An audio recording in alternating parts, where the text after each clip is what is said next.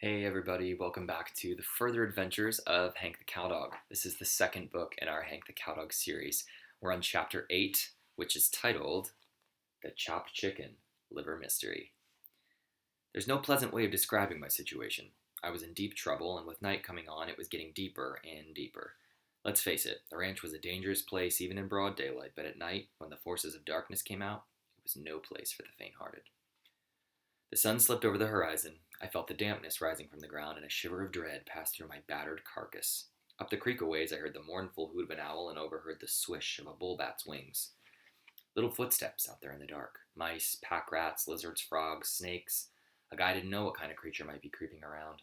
Only I have to admit that snakes don't have feet, so they don't take footsteps, but that's pretty creepy in itself. Me and snakes never did get along. Just don't like them. The way they sneak and slither and slide and glide through the grass, and if I don't quit talking about it, I'm going to get myself worked into a scare, so no more about snakes. There were no snakes out there slithering through the grass, so that was one less thing I had to worry about, although I kept hearing this slithering sound. Sounded like a lot of snakes, but I knew in my heart that it was big worms, and I'm not scared of worms, even big ones. But I was feeling mighty small and helpless curled up there in a ball. Then I heard another sound, a different kind of noise, heavy footsteps, the crackle of brush, the rumble of voices, and then singing? Impossible. Nobody but a bunch of drunken coyotes would be singing at this hour of the night. I held my breath.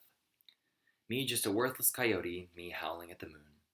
I like to sing and holler, me crazy as a loon. Me no want job or duties, no church or Sunday school. Me just a worthless coyote, and me nobody's fool.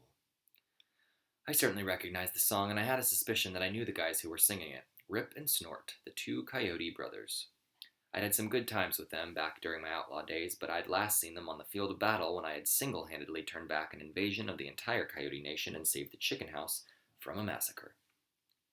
I had some pretty fierce hand-to-hand combat with Rip and Snort, and I didn't figure they'd be real friendly if they caught me out here all by myself, half, blind, and helpless.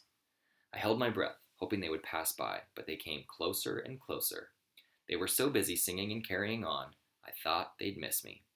But all at once, the singing stopped.